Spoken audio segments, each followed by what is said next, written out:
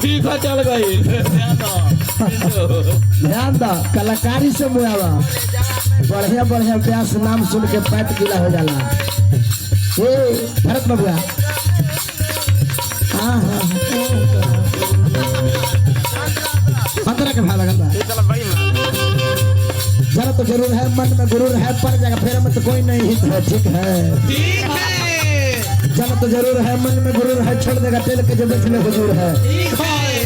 Yamraj thermometer लगाएगा हम कैसे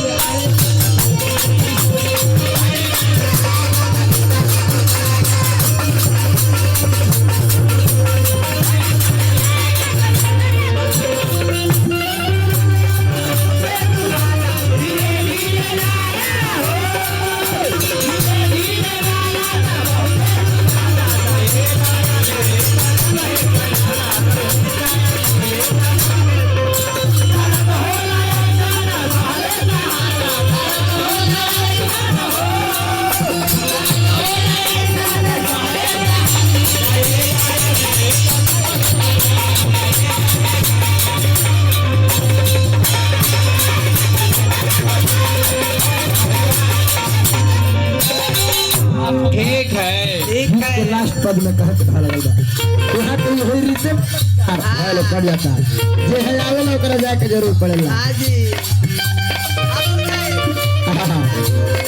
हम हो जाए। हां जी तू हो जाइबा ये हां तोहर मलकिनियो जात है। हां ब्यास के बाजियो जाई है और तोर बाजियो जा पिंडा पड़ दे बाबूजी दोनों के लौंडवन के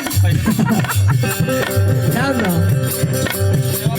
एक जहरी तह पर जगह फेरा में तो कोई नहीं होता है। ठीक है